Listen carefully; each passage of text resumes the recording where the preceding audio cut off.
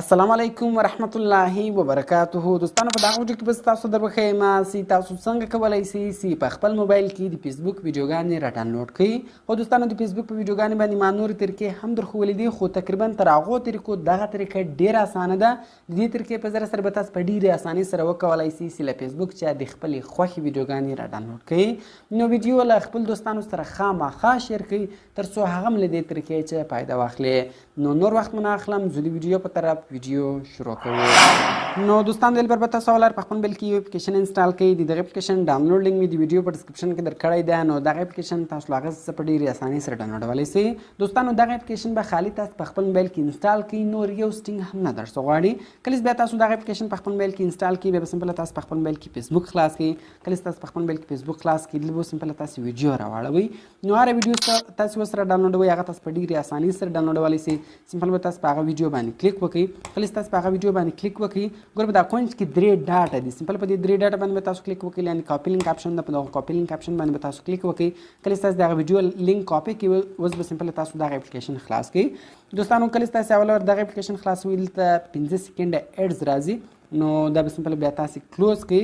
نو دوستانو کله چې تاسو دغه کلوز کړئ، ګوره دغه اپلیکیشن خلاص شو او هغه لینک یې اتوماتیک ډیټیکټ کړي. ګوره هغه لینک دلته اتوماتیک پیسټ شو. ګوره هغه ویډیو دلته راواړوه، ویډیو پوینټ. اوس هغه ویډیو تاسو په فل ایچ ډي کې هم را ډاونلوډولی شئ، په ایس ډي ریزولوشن کې هم ډاونلوډولی شئ، په ام پي 3 کې هم را ډاونلوډولی شئ، یعنې په اډیو کې هم را ډاونلوډولی شئ او کتلی یې هم شئ. اوس مثال دغه ویډیو زه په ایچ ډي ویډیو کې ډاونلوډوم، سمپل په دې باندې تاسو کلیک وکړئ. نو دغه رقم د دغه ویډیو ډاونلوډینګ له موږ سره شروع شو. ګوره تاسو کتلی شئ دغه ویډیو له موږ سره اوس ډاونلوډ شوه، د موبایل په ګیلري کې سیو شوله. دغه رقم دوستانو دغه ویډیو ګوره بیا تاسو په ام پي 3 کې هم را ډاونلوډولی شئ. دلته ګوره اوس موږ ته ګیلري خلاص شوه. نو زه بیرته رالم، شاته دغه اپلیکیشن مې خلاص کړئ. که چیرې دغه لینک ستاسو په موبایل کې اتوماتیک نه پیسټېدی، نو بیا سمپل ګوره دلته دغه اپشن چې د پیسټ لینک، دغه پیسټ لینک به تاسو ووایئ، ډاونلوډ بټن به ووایئ. نو تاسو ته به هغه ویډیو راواړئ، بیا کوم په فطري کې را ډاونلوډوله، کوم په ویډیو کې را ډاونلوډوله، هغه ستاسو خوښه ده. ګوره ډېره اسانه ده دوستانو. سمپل فیسبوک خلاصوئ، هغه ویډیو راړوئ، په هغه ویډیو په دا کونج 3 ډاټه دي، په دې کلیک کوئ، کاپي لینک بټن باندې کلیک کوئ. کله چې تاسو هغه لینک کاپي کوئ، دغه اپلیکیشن ته راځئ، ګوره هغه لینک دی اتوماتیکلی پیسټوي. نو ګوره هغه ویډیو راواړه، اوس په هر فارمیټ کې را ډاونلوډولی، اوس یې تاسو په ډېرې اسانۍ سره ډاونلوډولی شئ.